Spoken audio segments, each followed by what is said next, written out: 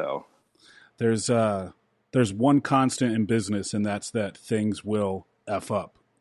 oh, dude, absolutely. There's something that uh, like quite a few of my friends I went to high school with and all that. We all wound up starting businesses, and one thing we always remind each other is that business isn't like life. I mean, it is in a lot of ways, but there's one different differential, and that is in business, you're always solving one problem to create another. Like there's not a single solution in business that doesn't cause another problem. And so once you get a grasp of that, it's so much easier. Like this breaks, we're going to fix it, but a little bit of money has to go into fixing it and all that sort of stuff. So, but that's the nature of the beast. Yeah, it's once you accept that it's just going to be tough, it makes all the difference. So that's business, life, anything. It's like it's never going to be smooth utopia. This idea that problems aren't going to arise, and once you accept that and just prepare for it, it does make everything a lot. I don't want to say easier. I don't think that's the right word, but smoother, I guess. I don't know. Right. It's not easy. Yeah, and the toughest part about business is, in my opinion, I mean, I'm not doing eight figures or anything like that, but in my opinion, what I've learned, the toughest part is just psychological. I mean, all the other problems, once you understand like where their place is, like it's gonna happen, and you just account for it. Like the toughest thing is just getting your mindset right and keeping it right all the time. Absolutely, man. Yeah.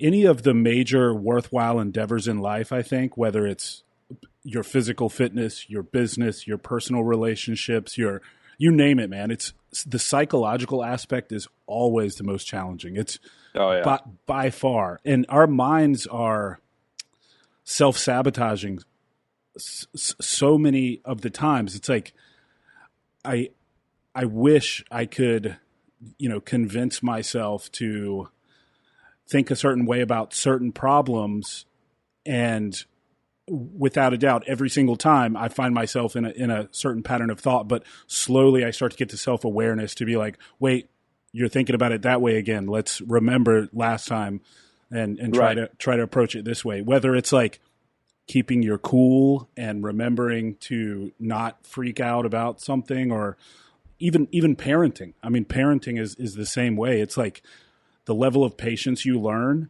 after trial and error of being a parent is phenomenal, man. But it's Oh, always the dude. psychological.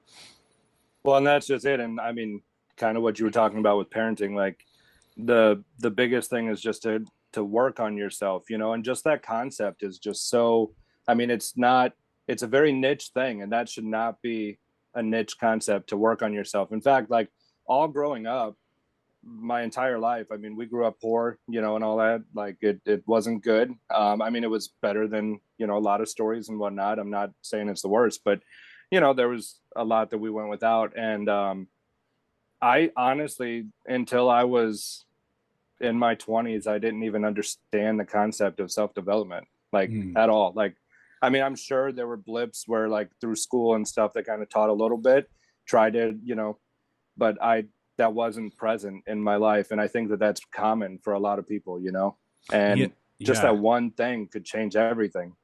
It it is, man. That's so true. And we also have this prevailing sort of system where we just by default, once we finish school, whatever that may look like, whether it's just graduating high school or if someone goes on to college or what have you, or gets a GED, it doesn't matter. But once you finish that quote formal education, you think you're done learning. And Right. that's really when it really begins, man. I mean, adulthood is, for me, it's been all about learning. Everything has been learning. Well, actually, first failing, then learning, and then reapplying the lesson I learned the next time. And I think so many adults think that I'm an adult now. I've got it all figured out. And it's like, man, the older I get, I feel like the less I know, and the more I want Right. to question and learn and try to be better. But that's humility, right? And some people don't understand that concept either, because it makes them look weak or vulnerable in their minds if they Mm, admit that they don't know something. And yeah. that's a big challenge. And it all comes back full circle to understanding the concept of self-development. I mean, you Yeah. can't really be a humble person if you don't understand how to work on yourself and identify when you need to be humble. You know what I mean? Absolutely. Yeah. Yeah. So Well, before we get super philosophical, let's yeah. introduce you to the listeners. We just kind of jumped in right there, but I love it, man. So I'm joined today by Danny Smith, who is kind of the second half, or probably the first half, if we're going to phrase it properly, to Built by Battle. And I just had your business partner, Ryan, my good buddy, who I've known for several years. I had him on the show, and we were chopping it up and basically came to the conclusion we should have Danny on as well. And I'd love to get both of you guys on at some point to really Yeah, that'd be toss cool. ideas around and talk shop and whatever, just anytime you get people with sort of that mind towards development together having a conversation, I find that it's valuable for the listeners no matter where it goes. So it would be great Absolutely. to get all you guys. So all right, you're Danny Smith. You are the founder and co-owner of Built by Battle, as well as some other companies. So I'm going to let you pick it up from there and finish the introduction, man. Tell everybody who the heck you are. Yeah. So, I mean, to boil it down to the smallest thing, I'm just a factory worker that decided to try to do something with himself. Right. So, Rad. but I own Built by Battle. I started that in 2016. And then I originally started Boss Level Merch, which is basically our screen printing apparel side. So we do custom printing for anybody, it's kind of like the service company. And yeah, I started that in 2020, but it was really, so it was one of those things where I started it, but Ryan and I were already in talks immediately about like kind of working together. So Mm. it was kind of weird. I mean, we pretty much just chalk it up that we both started it together. Um, but yeah, it was just one of those situations. COVID hit, and I was running a print shop. I know we told the story. Yeah. I was running a print shop for somebody else, and they decided it was in their best interest to kind of shut it all down, and we just decided to pick it up and run with it ourselves. So it's been crazy. It's also been crazy having a business partner that is 9 hours away. Mm. Like we hadn't even met each other. We had just been good friends, talking all the time through the phone, and for like a couple years before that. And it's been crazy. There's been challenges because of that. Obviously, the natural challenges of business. I know Ryan, a lot of times I think he feels disconnected from what's going on. So there's a little bit of that, but it's overall, man, it's been great. It's like I love waking up every day feeling like I'm actually building something. That's how my brain's wired. And it took me, yeah, I mean, like I said, I was in my early 20s before I realized, self-development. I've always had that mind of creating and building and all of that. And I just never really knew how to apply it. I didn't think that I was cut out for anything else. And here I am trying to Here, do it. here you are. Yep. I want to go on the statement you made initially that you were just a factory worker who essentially decided to do more with your life, right? Yeah. What how do I phrase this?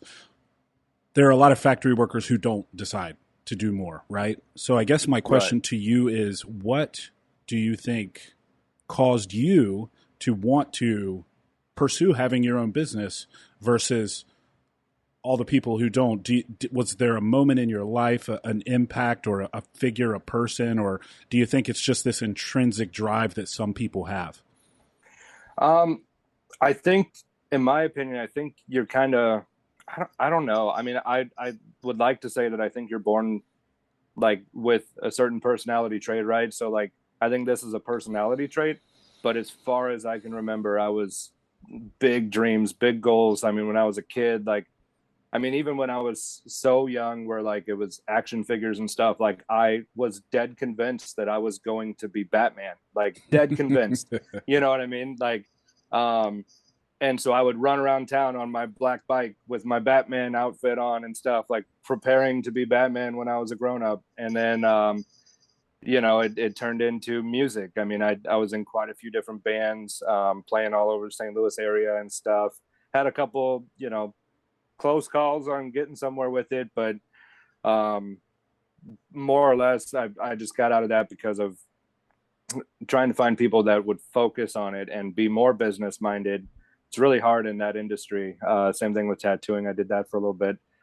Same thing with that is just like I just didn't find my place. Basically, I spent all of my childhood, all of my teen years, and I would say, I mean, I didn't start Built by Battle until I was, I guess, like 25, 26. Mm-hmm. And the whole time was just feeling lost, like not feeling like I fit anywhere. And what happened to start Built by Battle was I was going through a tough time.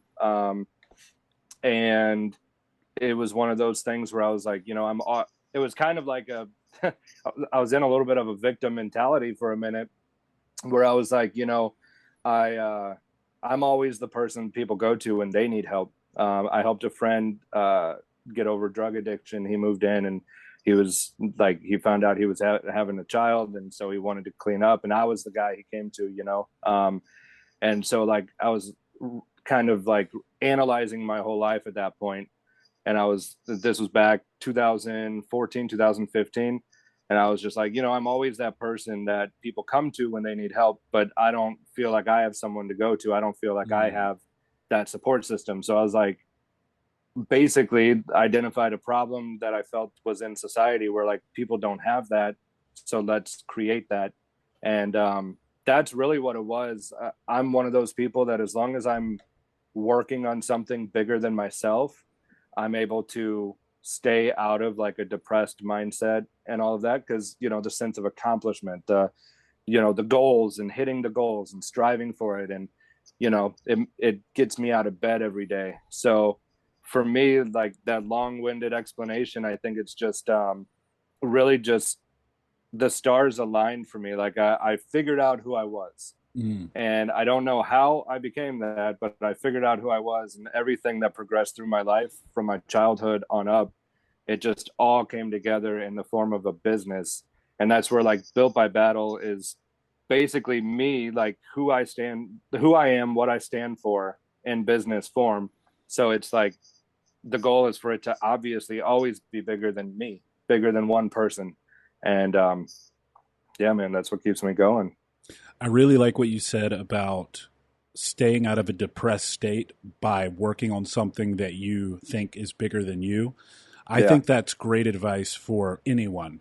If you can identify a pursuit that is bigger than you, as Danny put it, which is a perfect way to put it, it's very hard to be depressed. It really is. If it's something that you're really passionate about, and like, for example, and this could be, again, just talking in general terms about staying out of a depressed state, this could be looking at being a parent as being a pursuit bigger than you, right? Because you are absolutely. influencing the next generation of humans. Of course, business and even something like a podcast or some endeavor like that. It's all, those are all things that are bigger than you. And I would encourage people listening, because a lot of the time I think about what my guest is saying and how it's something that people can apply in their lives. And I mean, that is great advice. You've got to find something that's bigger than you that you can work towards. I mean, it's really hard to lay around all day feeling bad for yourself if you have that to look forward to, right? Absolutely, dude. And that's kind of what, like, once I started figuring all this out, I'm like, there's a formula. And I mean, I know you guys have talked about it in previous episodes and stuff like that as well. And I mean, this is not an uncommon thing, but it was kind of like an aha moment for me. Like, there's a formula to living a happy life. There's a formula to getting over, traumatic experiences. Like, I've heard you talk about in other episodes, like your upbringing and what you had to go through and all that. If you never would have had that concept in your mind of working on yourself, you wouldn't be able to talk about it. And if you couldn't talk about it, you can't help other people. Right. And because you're able to work on yourself and talk about it and help other people, now you've got a purpose that's bigger than you. So there's a formula. Every single person that has made something of themselves in a genuine way, they've had like the same key components, and that's the ability to work on themselves, the the objective of working on something bigger than themselves, and the passion to help others. Yes. And so that's basically the core of what Built by Battle is, and that's the core of kind of who I've been my whole life, and that's what I mean, like as far as helping other people. That's I love that. That's what keeps me going, is being there for others. And my whole objective really was to be able to do that full time, you Yeah. know. Yeah. Absolutely, man. And one thing I would add to that, just for people listening, because sometimes it can be difficult if you're working for someone, to use your reference of being a factory worker or whatever, even if it's someone in corporate America.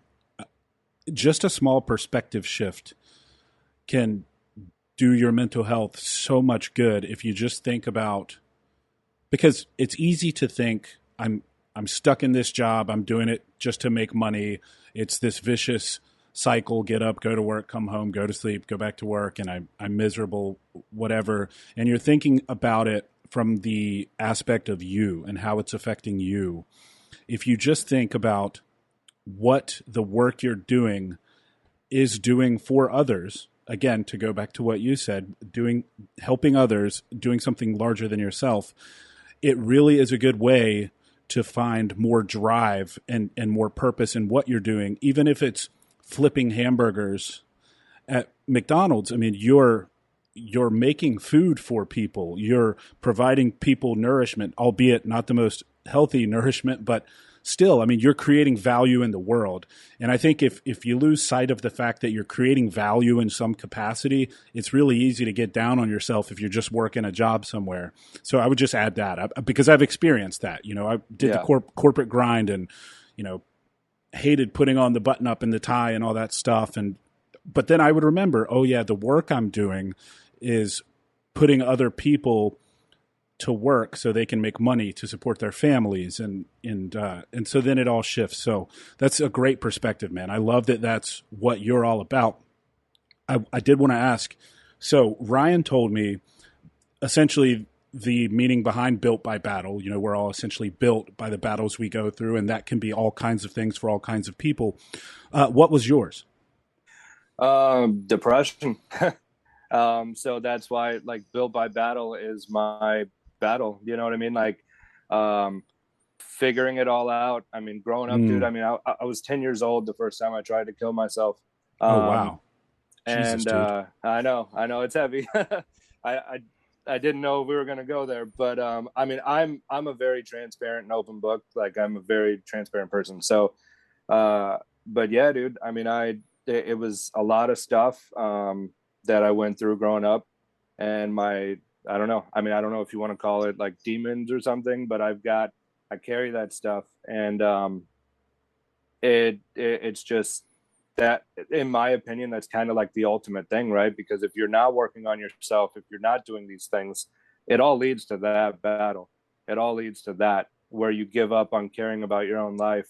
Mm. And so if I can help other people not get to that point, to what I know, um then I won, and I did something. I actually helped people. Yeah. So So 10 years old. If you, yeah. I mean, can we go there a little bit? Is that okay? Yeah, I mean, we can go there a little bit. So, I mean, I'm just thinking of how young that is. What is the driver behind a 10-year-old already just thinking that they want to be done? Well, so I guess give a little bit of a backstory. My parents divorced when I was 3. Um, Same. I don't know. Yeah. Yeah, yeah, Uh, yeah. yeah. I was the youngest out of their children. My dad remarried and had two more daughters. But yeah, they had moved from, I don't know if you're familiar with the St. Louis area, but they moved from East St. Louis and like Cahokia area, which is pretty much all East St. Louis, which is a very, very rough area. That's where they both grew up. Um, and they moved us to Highland, Illinois, which is kind of like a bubble of a town, right? And we moved there. There was whatever caused the divorce, but I mean, it was shortly after we moved there. Um, we moved there when I was a year old, and then the divorce, and so then it was this every other weekend, going back to East St. Louis every other weekend. But I mean, there was a lot of transparency growing up. Like my mom, my mom raised us better than most married couples raise their kids nowadays. Like she was extremely strong-willed. I never knew her to go out with friends. I never knew her to, like, we were her world. She worked. She made like $5 an hour working as a secretary with no degree and all that stuff. Like she did accounting. And but there was a lot of transparency, with a lot more transparency with the divorce and with the fighting back and forth than what I think my mom knew. My dad shared a lot of it with us, and it was a lot of this just back and forth stuff. So it was a lot of that. And to kind of tie in with the entrepreneur mindset, I specifically remember one night I was at my dad's house, and I was laying in bed, and it was like the Friday night that we got picked up. Earlier that day, or maybe the night before, my mom was really upset about not having money. It was always hard. She never got on like food stamps or anything like that. We just did without if she couldn't pay for it. And so she was really upset about money. And then my dad was saying, well, if we all move in with him, then he wouldn't have to worry about child support. And then, he could give us a better life and all that.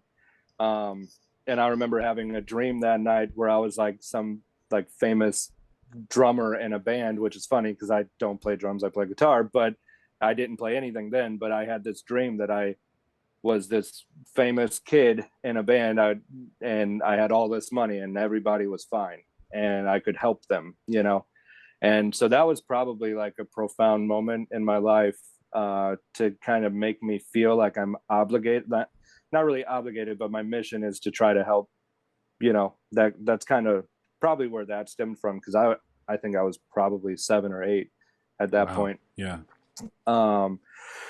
But yeah, I think a lot of it was just, feeling disconnected with my dad. I didn't really have a relationship with him growing up at all. And, that I think weighed a lot on me. I mean, we're all right now. I've kind of sorted a lot of that out, and I don't really want to talk too much about it because I don't know how much he knows that I know, and I don't know if he's going to listen to this.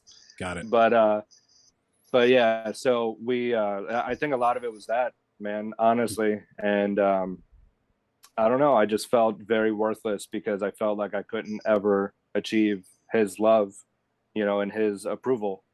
And, then once I got older, I really started to do the opposite of what he wanted his sons to be, because my older brother was kind of like the star child and all that. But yeah, I mean, I think that's where it started, from just like a very, a point where I felt like there was something that was so like not obtainable as far as like his love and all of that. And then it kind of snowballed into, like, since that was wrong and that wasn't in balance in my life, it created all of these different, different paths and caused havoc in other areas of life, relationships and all of that. So I was the teenage dude that would get all upset over a girl, not giving him attention or breaking up with them and all that sort of stuff, and it was just, it all stemmed from that core issue. And I honestly didn't even fix that until 2017, when I was able to really diagnose it and figure out what the root of the problem was. I never had a healthy relationship until then. And now my fiance, Anna, and I, like, it's the healthiest relationship, the only healthy relationship I've ever been in. And yeah, dude, that goes right back to working on yourself, Yeah, absolutely, man. Well, thank you for sharing that. And I just, yeah, no problem. I like to dig into stuff like that just because I know that there are people listening who grapple with that stuff, and maybe even parents who need to realize the impact they have on their children when they maybe don't even know it, the interactions parents have between one another in front of children are very impactful. So, and look, man, I can relate. I went through a lot of heavy stuff as a kid. Tried to lay in front of a moving car when I was like 7, 8, because same deal. Yeah. Just You get so it. yeah, I get it, man, and it's just something that I like to emphasize as much as I can, because especially these days where we're already in a culture of the nuclear family being broken down and not advocated for and pushed heavily for, it's just more important than ever that parents realize the impacts they're having on their kids, and just that awareness can change all of it. Because I remember as a kid, man, just picking up tiny little things that probably were so nuanced that my mother or father didn't even realize they were doing it or whatever. Yeah. And it is important. And I try to think of that stuff as a father now.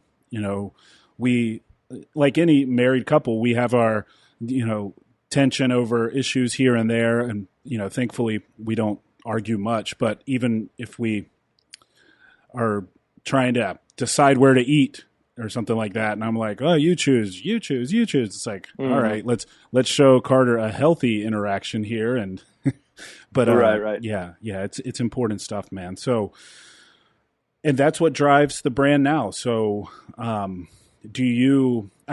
told me a really cool story about a parent who said that their kid thought they'd be able to get through the rest of a tough day at school if they just had their Built by Battle hoodie, which is, for me, that when he told me that, I was like, man, that is incredible. Is there any other cool stories like that you've experienced? Or Yeah, man. I mean, I there's so many over the years, because that's I mean, awesome.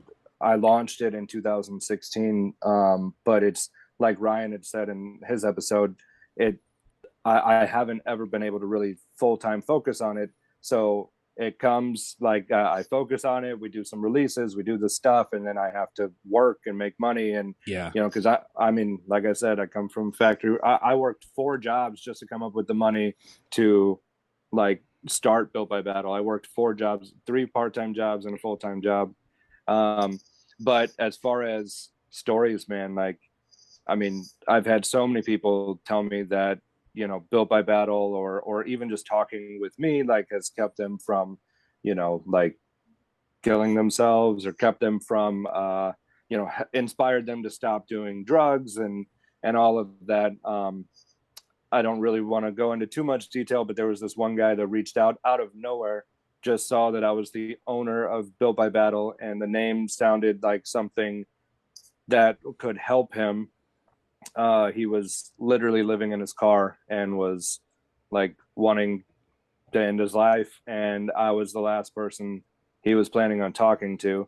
And he Jesus. messaged me on Facebook at like, and we weren't even friends on there, but he messaged me at Facebook at like 2:30 in the morning one morning, and I happened to wake up and I saw it and talked to him, like just messaging back and forth for probably an hour, and just doing all of that. And now the dude has his own apartment. Like, we talk every now and then, but he has his own apartment. He's got his own purpose, his own passion that he's working on and all of that. And he's actually, he's one of our alphas, one of our, in our influencer program and all of that. And, yeah, it's pretty cool, man. Like, I mean, I've had people come up to me pretty frequently, like, when we do events, which is a new thing again. We used to do them. We're doing them again with that big truck.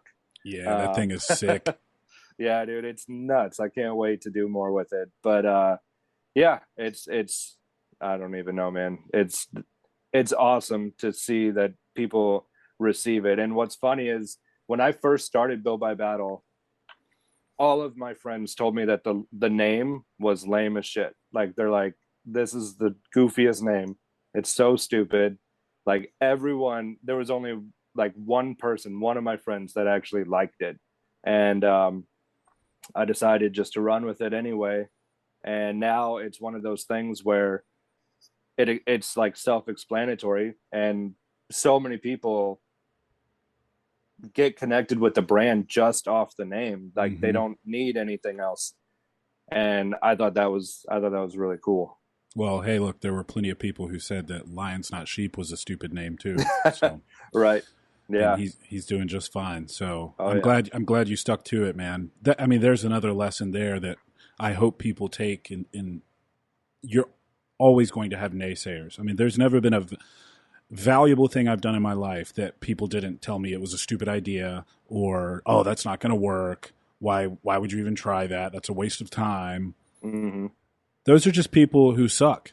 They're Yep. not, and I don't mean that like I'm sure there's people who are great people and they think they're looking out for you, but that's because they don't have enough confidence in themselves to go after something like that. And so they think they're protecting you by saying Hmm. that to you when in fact they just have sort of suppressed that in themselves. So Yeah, people, they play life a little bit too close. I've had that so many times, especially at the beginning. I mean, I've pretty much, I mean, there's only a handful of friends that I have kept since I started Built by Battle. The rest of them, I mean, I pretty much, they were toxic. I mean, I remember they would tell me like, who are you to tell people what to do with their lives? Who are you to tell people that they can do anything? And I'm like, well, I don't have, I mean, there's no such thing as a perfect person. And I don't have to be this perfectly polished person before I have the right to inspire other people. You know what I mean? And yeah, that's something too. Like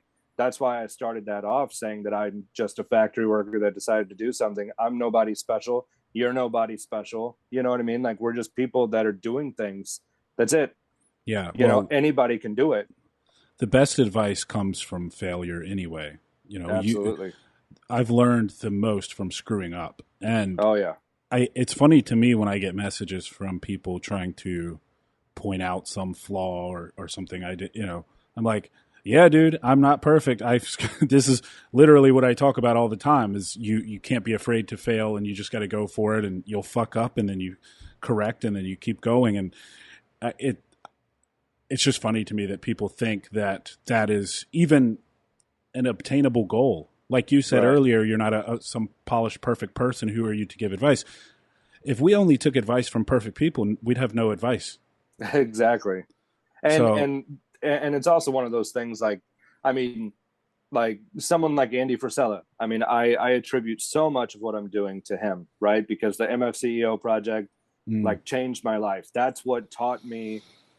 I learned from him. The number one thing I learned from him was that being like the number one thing I learned was that I could stay who I am and grow a business. Because hmm growing up poor, growing up with no money, I mean, it's really easy to blame businessmen for all of your shortcomings and saying that all businessmen have to be snakes. Like in order to succeed in business, you have to be snaky, and that's. I mean, it's not like either of my parents said that exact thing, but that's what was implied. That's kind of what I learned, and Andy, like listening to the MFCEO project podcast is what taught me that you don't have to be that. You can be genuine. And in fact, being genuine is what will get you further and what will sustain your success.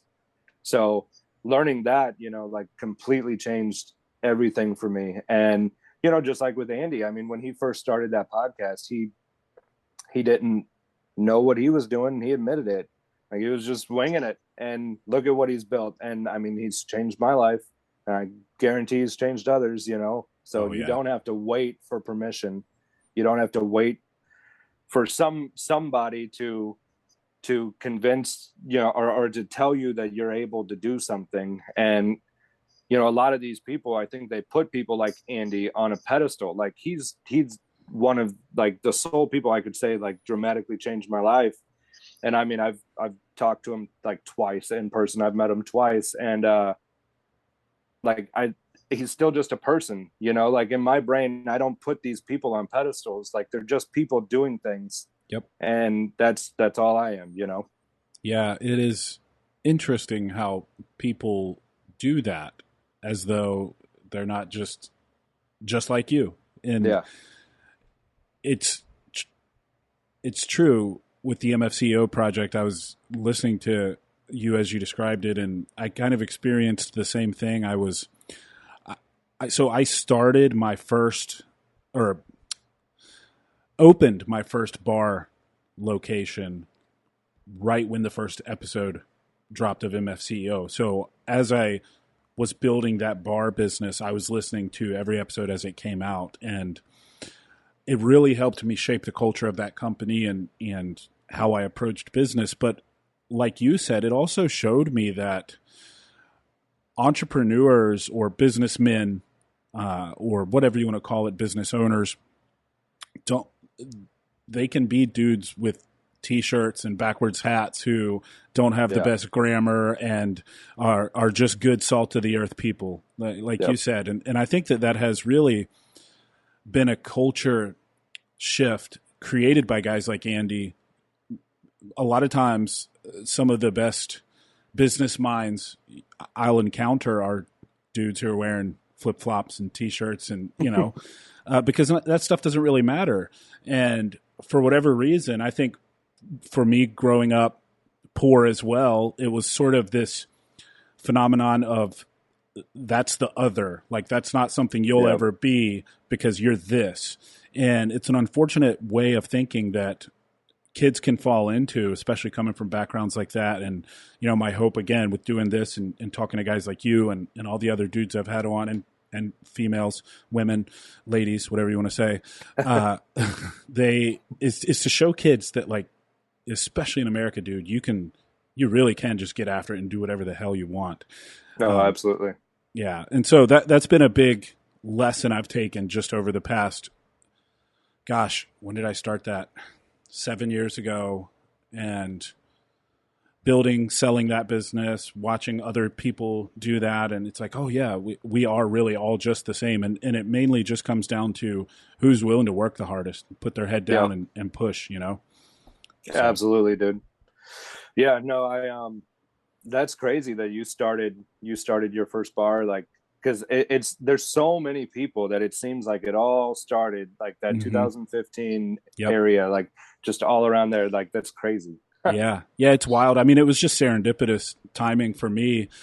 I think I discovered Andy actually on Gary Vaynerchuk. Maybe now I'm not sure. It's been so long, but I discovered him on some other podcast, and I was like, "Who the hell is this dude?" Because he gets on and he's cursing and he's Yeah. loud and boisterous, and I'm like, "Man, this guy's speaking my language. Who is this?" And then that's how I discovered him, and ultimately got involved with First Phorm and yada yada yada. It's how I met Yeah. Ryan.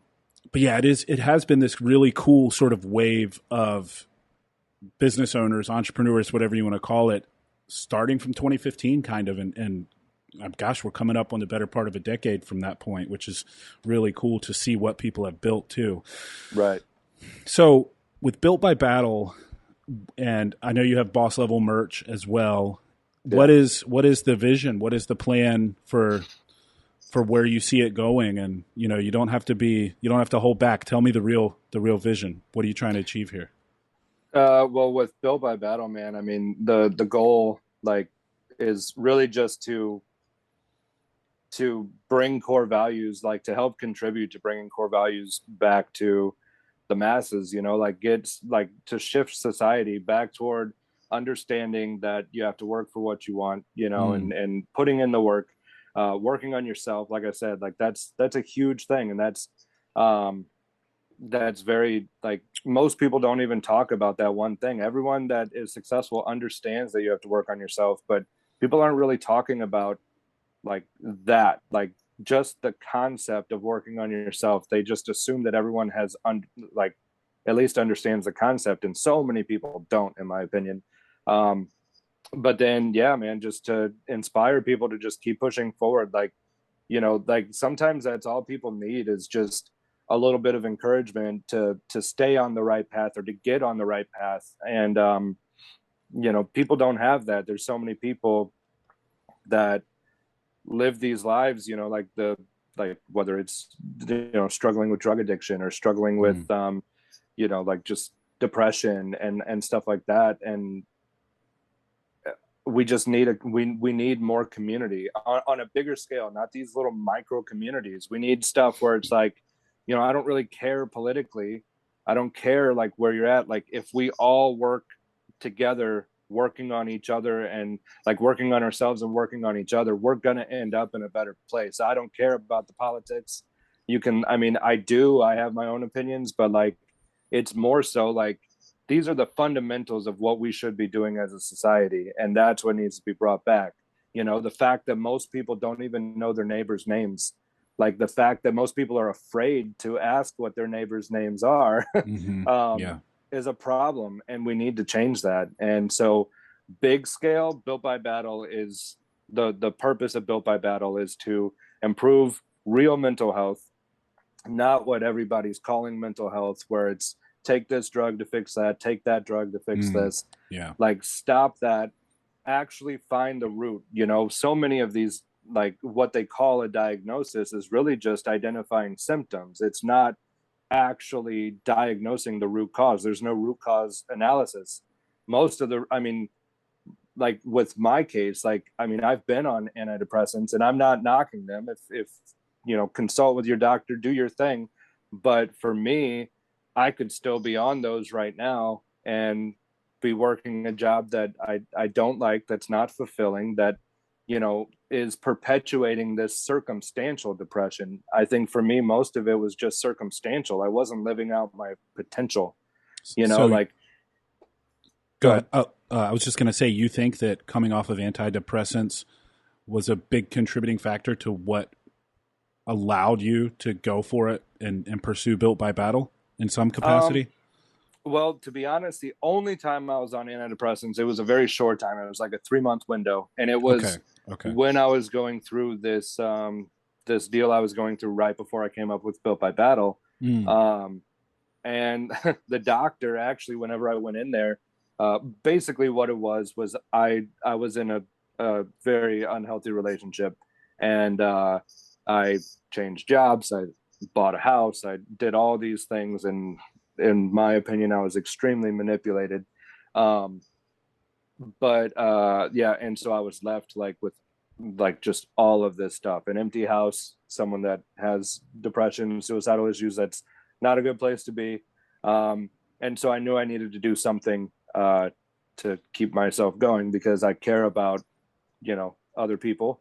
And I didn't want that to be how I end.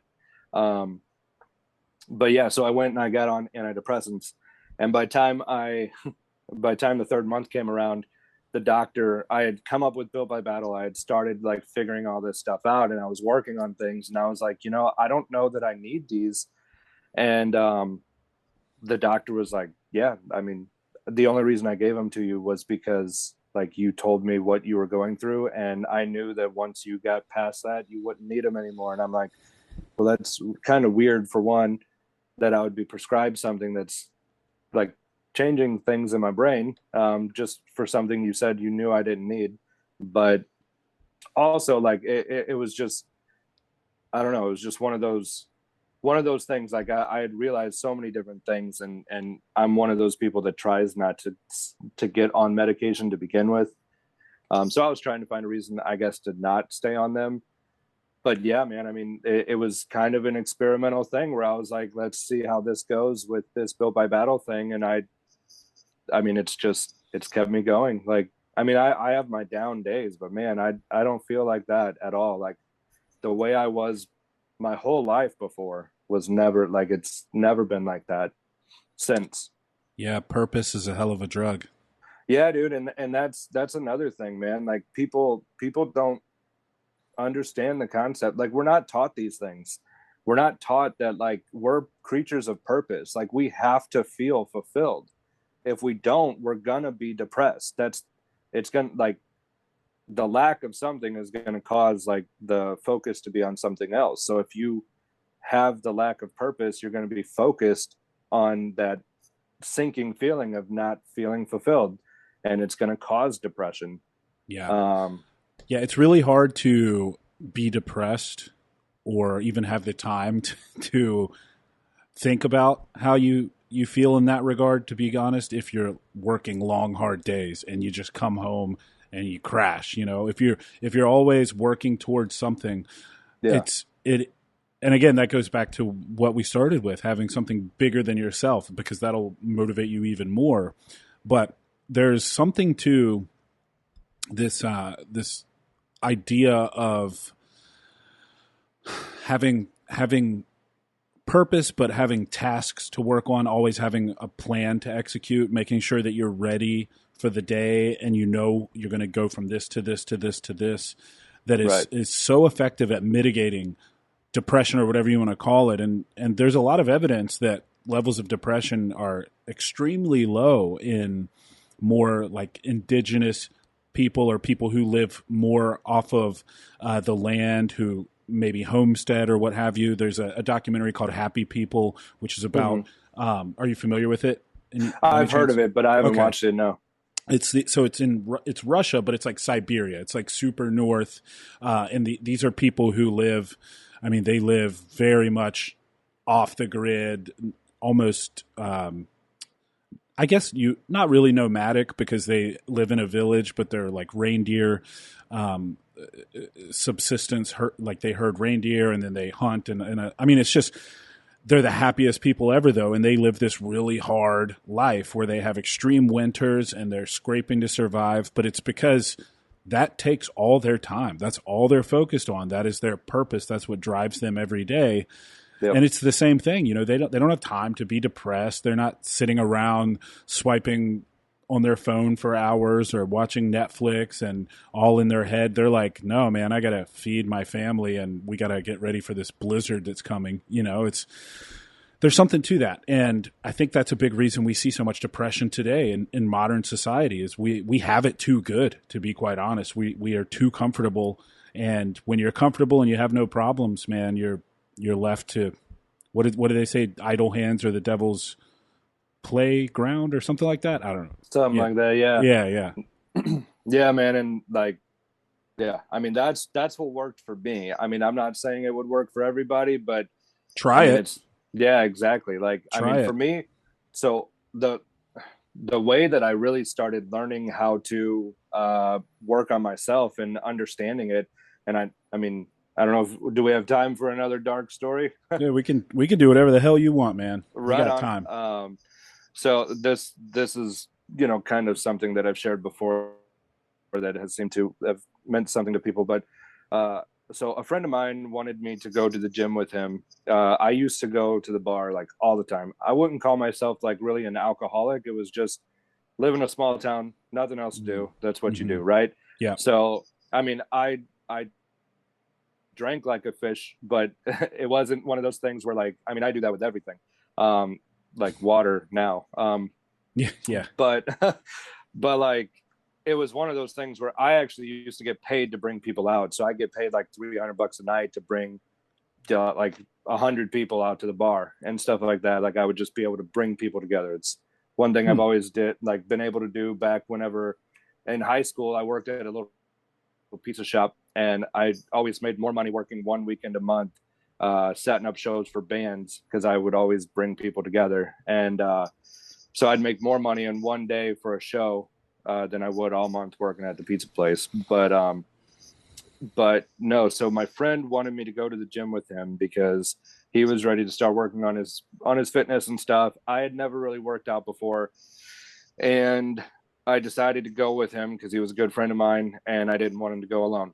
And so we start going and he's all excited right out the gate, like all these goals, doing all these things, you know, like I'm going to do this, I'm going to do that. He was over 300 pounds and he was like, I want to lose like 75 pounds. And so I was like, sweet, dude, like, let's do this. And he was like asking me like what I wanted to do. And I was like, there was one day specifically, we were talking about goals, and I remember turning to him. We were on like some treadmill or elliptical or something. And I was like, dude, the only reason I'm here is to make the casket lighter for you guys. And, like, that's where I used to be, man. That's where I used to be all the time. I mean, it's crazy. Like I was the person that I would bring people together for things, but then I would always go off and like be by myself, like, and just kind of like hide, like, cause I wanted everybody else to have a good time and I would just go do my own thing and like stay away from everybody. Interesting. Yeah, dude. But so I kept going with him and I noticed that I was losing some weight and I was like, well, shit, like this is kind of cool. And, you know, so I started setting up my own goals And in about 6 months, he lost 72 pounds. So it was 3 pounds short. And I lost 50 pounds. And Damn. yeah, dude, 6 months, like just eating chicken and rice every day.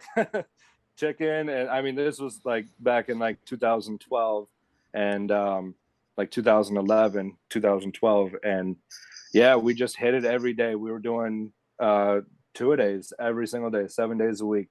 I mean, we built up to that, but then I wound up like he wound up getting an office job and stuff, and they had a gym at his office and stuff. So he was doing that, but I started focusing on lifting and gained like 25 pounds back, and I was at like 220, and I was doing like the 75 hard type of shit, like working out twice a day every day, way back in like 2012, and yeah, so that really taught me that I'm capable of changing things, and that was the first example where I really grasped that. And it was a big deal. But yeah, man, like it was just crazy because he helped me just as much as, I helped him. I mean, he probably helped me more because my mindset when I started was like legitimate, just like I was just trying to lose a little bit of weight so that the casket would be lighter for them to carry, and That's wild. yeah, it all, I mean, I'm glad I processed it right though, like I'm glad I actually learned, and I acknowledged what was going on, and I was able to make myself better from all of that. Yeah.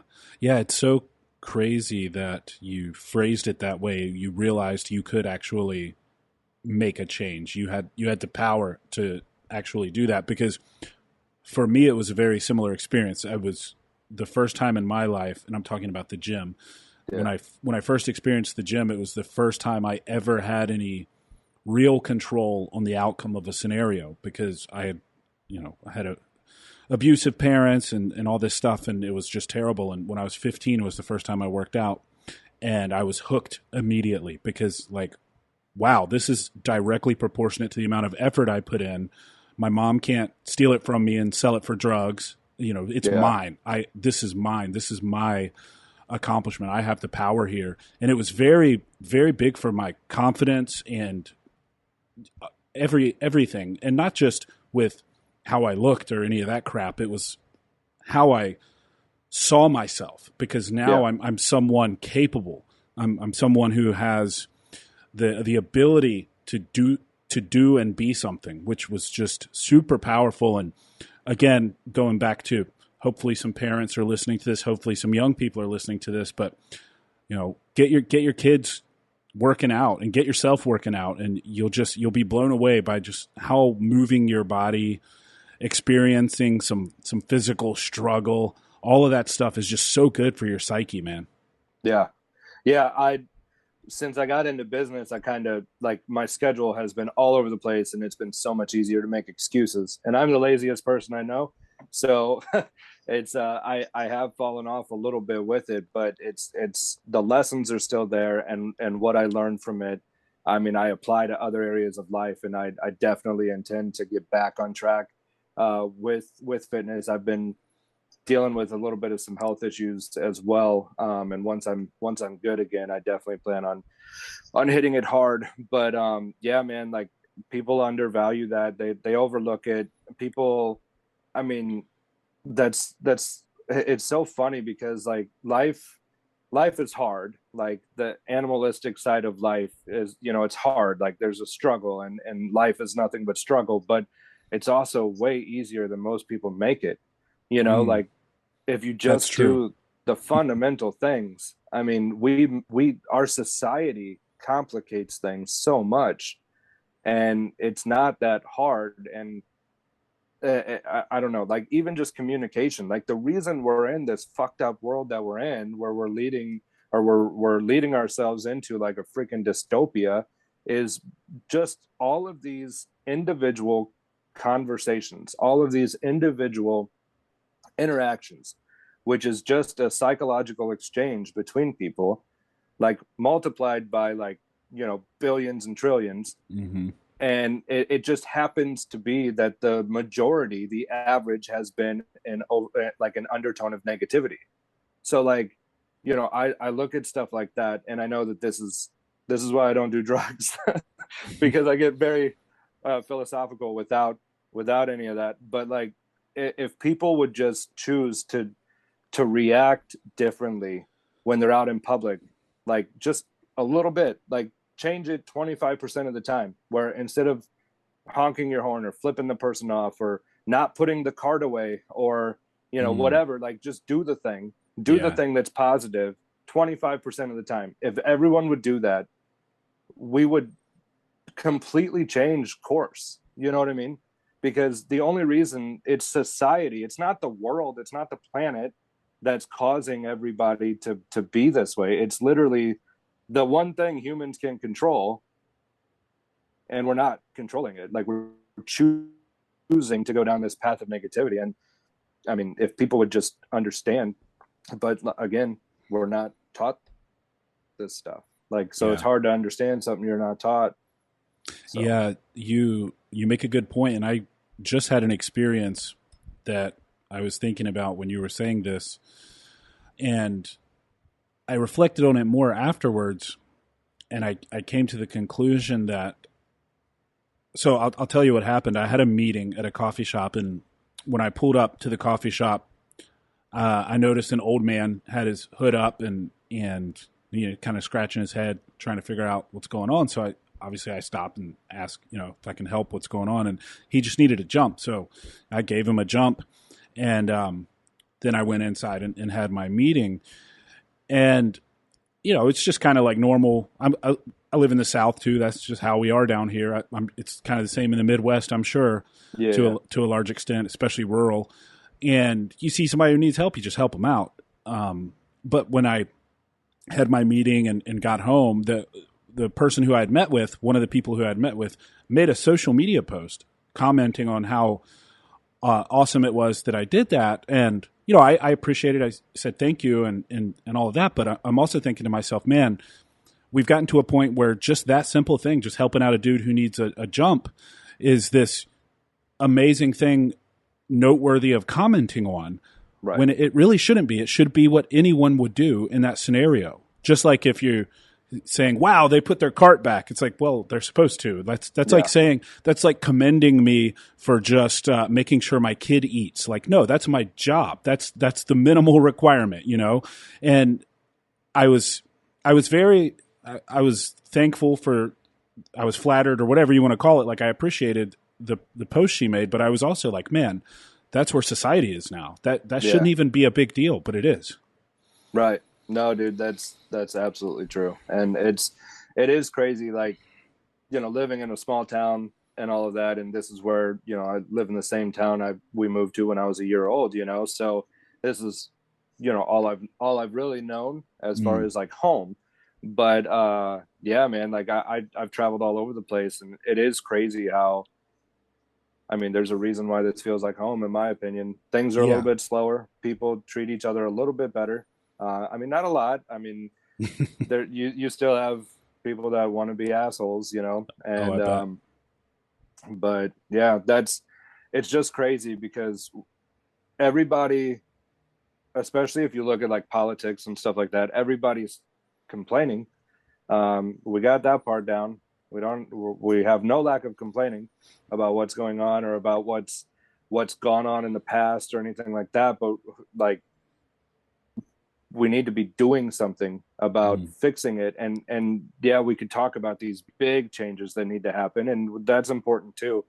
But the biggest change would be more individuals changing, more individuals fixing their home, getting their home in order, getting their house in order, getting all of this stuff, like fix your life. Like you can't have the capacity to do anything but complain about things bigger than you if you're not working on yourself. Like you can't change things and genuinely change things unless you have your stuff. I mean, again, you don't have to be a perfect person, but at least be on a good path. Like, can't do good if you're not good, like, and I don't mean like, I mean, I do mean a good person, but I also mean like good internally, like, you got yourself in check. Yeah, and absolutely. I think with everything going on, with all this stuff, like, I mean, it's definitely compelling. It's definitely a lot of stuff to pay attention to, and you don't want to be ignorant to what's going on, but you also don't want to overlook the daily thing. I mean, when I first started Build by Battle, and I'm thinking about bringing this phrase back, I had this little tagline that I'd put on some of the clothes that just said "Every day matters," Mm, just to remind people that, like, Sunday is not less valuable than Tuesday, and Thursday is not less valuable than Friday. Every day matters. Every day is of equal value, and that's more valuable than any dollar, any currency. You know what I mean? Because we don't ever get that day back. yeah. So if you're not working on things in that day, it's it's a waste. You're literally losing that. You will never have that back. And a lot of that is just, people need to put this out there more. Like, it needs to be more common knowledge. It needs to be more in people's faces. Social media is great, but again, that kind of shows we're good at screwing things up as like a society, because we could have such a powerful tool as social media, and we use it for the worst things. We don't use it to do good. We use it to tear people apart. We use it to cancel others. We use it to censor others. We use it for everything. It's not everything that isn't good that could be used to, as a tool for. That's what we use it for. And it's just having the will to choose different and do good with it. It's, I don't know. I don't know where I Yeah. was going with it, but people just need to focus on that. Like I said, a 25% shift in what you would do that is negative, analyze it and make it positive. Like, if you're going to, instead of posting a meme you know, that's not putting something positive out there, change it, make something positive, make a post that's positive, that actually does something to inspire others or to help others. If 25% of everybody's actions shifted toward that, we'd be so much better off. Yeah. No, I agree. And for me, it's something that I think about a lot, obviously, because a lot of what I'm putting out there is creating awareness about some of these political situations that I think are important, Yeah, especially yeah. as parents and everything. And then but I also, I have the slogan, fix yourself before you try to fix the world. And, it's the same thing you were talking about. I mean, I feel like it's a common theme on a lot of my episodes. Bobby Sausalito was just on the show, and he was saying it as well. Andy obviously is a big proponent of this, but like, people have to work on themselves before they try to even, like, what makes you think you can fix the world if you can't even fix you, and so I try to put out stuff like that as well, personal development type stuff, to help people, because I do get that, like, hey, are you just going to complain about what's happening, or are you going to, offer any solutions? And I do think the solutions are to be aware and to be informed, but also to realize that improving yourself and making yourself the strongest, most self-sufficient, sovereign. That's why we make this shirt. There you go. Just hard to kill, independent person who doesn't rely on a lot of these establishment institutions and government entities, and can just live your life and create wealth and happiness and health for you and your family. That's the ultimate answer. But it has to be a combination, I think, because there are certainly some pernicious forces at play that really want to do away with that type of Yeah. life, and so we do have to be mindful of that. But it's very easy to fall into this trap of complaining about Nancy Pelosi or Joe Biden or whatever, and just putting up a meme because it'll get a bunch of likes, when maybe you should take the time to tell people how they can get more protein in their diet, and that will make them have more energy and burn fat and all this stuff. But Well, and I mean, there's a time and a place for all of that, obviously. Like, and yeah, you know, absolutely. I definitely wasn't, like, shitting on anything. Like, I mean, I love what you put out. I get a lot of information from what you put out, which is amazing. My biggest thing is just that, like, people, like the consumers of it, like, choose what you're going to consume. If they, like, it's one thing to, it's like, if all of your feed is nothing but negative things, like, understand what that's going to do to your mental state. You know what I mean? Like, Yeah, absolutely. and so just figuring out the balance, like you said, and what I said earlier is staying in the know is obviously crucial. I mean, I think when we're talking government, the reason we are where we are with that is because of generations of people that either had no access to the information or didn't care. Yeah, it's And both for sure. yeah. And so, I mean, I think it's amazing how many people are staying in the know of what's going on, because that puts more pressure on them to not make decisions that are against what the people want, Right, which is exactly. amazing. And I think that that's, doing a lot of good as well, to stay in the know, and obviously to go out and vote this November. But Yes, please, please, yes, everyone.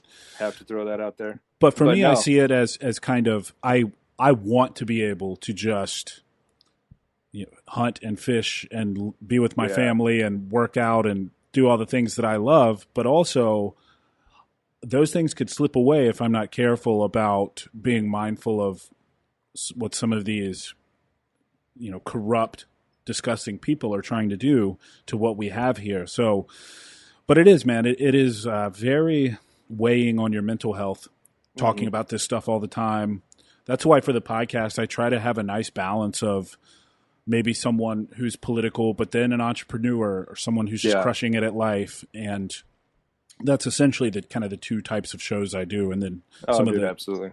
yeah, but it's something to be careful of. And I see it on Twitter all the time, man. People, you'll look at when they started tweeting and it's 9 in the morning and they tweet all day long and they're still tweeting at 9 at night. It's like, man, what are you doing to your brain? Right. That is Yeah. really bad. Well, and whenever like all the stuff was going on in like 2020, dude, like I got so caught up in that. That's part of the reason why I'm mentioning it, is like I got so caught up in like, all the different, you know, I don't really want, I mean, I know the term is like so looked down on, but like theories, all the different people were like, well, this is why this is happening. This is why this is happening. This is why this is happening. And I got so caught up in all of that that like, I mean, it affected business. I mean, it affected my relationship. It affected everything, because not because I was just like buying into it all, but I felt like I couldn't.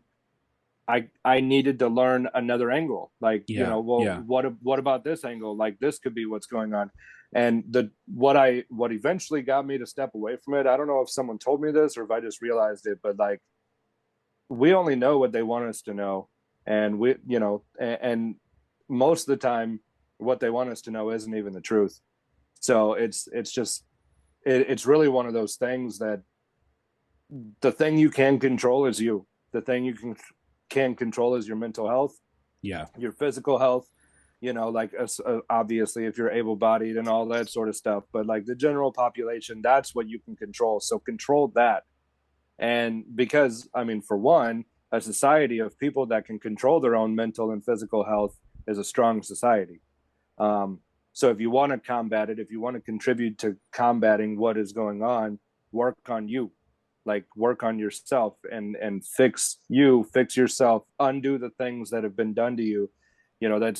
That's the overall challenge of being an adult, is to undo what's been done to you, because there isn't a single person, at least this is a blanket statement, but I'm assuming there isn't a single person that doesn't have stuff from their childhood to unpack, at least in some form. You know what I mean? Oh, yeah. Well, that's unavoidable. It's Exactly. So like, unpack that. If you're not, like, if you need a therapist, if you need someone to talk to, do that, but work on you, become a stronger, better, self-reliant version of yourself, and that's, I mean, in my opinion, life is about becoming the best version of ourselves. If it wasn't, then what's the point? Like, I mean, obviously we know the end goal of every single human alive is that they won't be alive. Like, that's, we're all gone at some point. So clearly we're here for a reason, and we're not going to be able to fulfill that reason if we're not working on ourselves, if we're not yeah, becoming our best. So yeah. Imagine the headstones. Here lies Steve. He tweeted a lot. right. Yeah, dude. Yeah. Every day, like you said earlier, man. You don't get it back. It's gone forever. So don't Exactly. squander it. Um, Man, so what else? What's the future look like? What do you got? You got anything exciting planned, or just more of continuing to build Built by Battle, do events, keep putting your message out? Yeah, dude. So we're doubling down on our efforts of reaching people. So we're really focusing on marketing, getting Built by Battle out there. I mean, to be honest, man, like the goal with Built by Battle is still to get it to where it can be a full-time thing. I mean, it's done a lot as far as like reaching people and helping people. It's done a lot already, and it still isn't even a full-time focus. I mean, I'm running both companies, you know, which Built by Battle again is part-time, but Boss Level Merch, that's my full-time job. That's what I do. I mean, way more than 8 hours a day. And so the goal is to just start building the team around us. And I do think in the next couple months things are really gonna take off because we're putting a lot of things in play to where people are gonna know who we are on a bigger scale. But other than that, I mean, the end goal is to just build a $1 billion company. Like this is my purpose. I feel like it's the reason I'm here, dude. Um, Good, good. so there's no slowing down. Once we get it rolling, for sure. Not giving up, that's for sure. Boss Level Merch, I mean, the goal is to just keep providing quality service to people, quality apparel. That's what we do. And that was a business that idea was like part of the business plan that my fiance and I wrote back in like 2017. Mm. And there's other concepts that we have in mind to become more vertically integrated. Again, something else I learned from Andy. Um, but yeah, the goal is to just to grow both companies. I would love, and I'm speaking very, very too soon, like way too soon, but I would love to get to the point to where we can produce things in America on American materials. I think that would be great. I think that's the future. And I want to create a company where we do that. I don't have you heard of Origin? Yeah, yeah. I was about to bring up Jocko's company. They do Yeah, dude. the jeans and the boots and the Yeah, gis. yeah. Yeah, So I mean, I think what they're doing is amazing. I follow their story. Hope to connect with them one day. I think it's going to happen. But yeah, I would love to just do that as well. Bring more jobs back. The town I live in is the industry that's here. The good jobs that are here are dwindling away, and a town that loses good employee or like good employers winds up becoming a shell of what it was. And I owe so much of who I am to this town because growing up here and then going to East St. Louis every other weekend, I could physically see like that I was put on a different path because it's a pretty rough area over there. And so I learned to appreciate it at a young age, and I just want to grow everything, bring as many jobs here as possible, and give back as much as I can. So that's part of the goal as well, is to just grow these companies. I've got my eye on a big building in town that's for sale right now, and I would love to be able to get to that point to be able to buy it before it's sold. So just trying to stay aggressive, grow things as much as we can, and do as much good as we can with Built by Battle. There's so many ideas. I mean, I've been working on this for 7 years, so I mean that could be a 3-hour conversation of all the goals with that.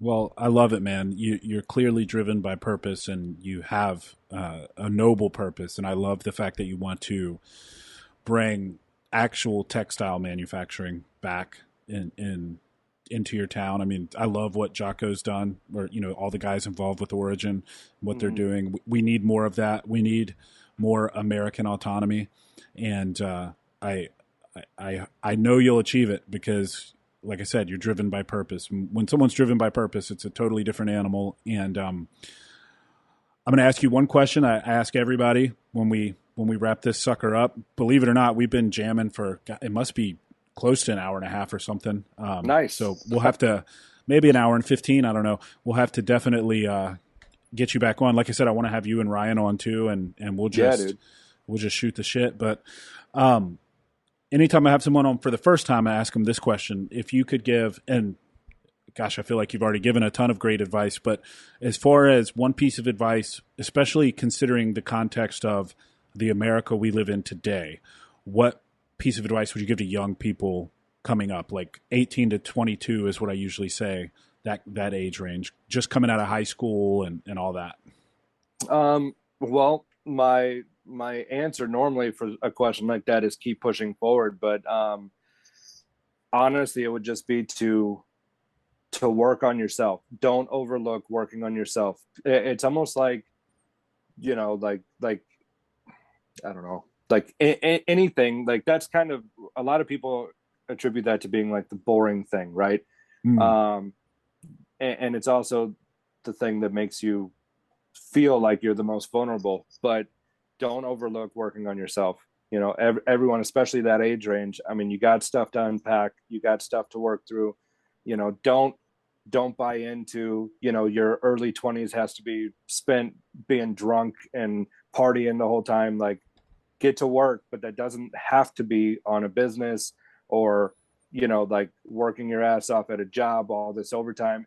Like, what it needs to be is working on yourself, like work on you. Yeah. Perfect. Then the rest of the life kind of comes together. You figure out exactly where you fit. At least that's how it worked for me. Absolutely. No, I couldn't agree more. Same here. When I finally looked at myself instead of trying to seek out the answers elsewhere, things started to fall into place. So, man, I appreciate your time, Danny. I know there's several places people can find you, so go ahead and let them know where to go. Yeah. So Built by Battle, builtbybattle.com is where you could buy merch if you want to check that out. Built_by_battle on Instagram, and then Built by Battle on Facebook. Boss Level merch, pretty much Boss Level merch on everything, or bosslevelmerch.com. And then Danny Smith 618 on Instagram and Facebook. And you guys have a Built by Battle podcast, right? We do. At least you were doing it. Yeah, that's one of those things where, I mean, Ryan owns his own business and he does a lot with that. And then two businesses.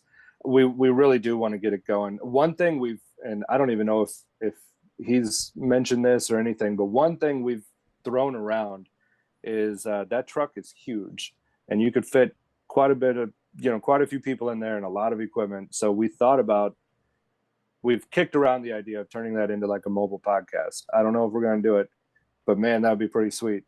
I think you all over the place. Well, it wouldn't be too tough to do that either, because you really, these days, the equipment is so portable and easy to, like, you just need a Zoom recorder, a couple cameras and mics, and you're set, bro. I mean, so a mobile podcast studio is something that I've had on my, list of, in the next couple of years. Like, I definitely want to do that, especially if I'm going to keep doing this as much as I'm doing it and all of that.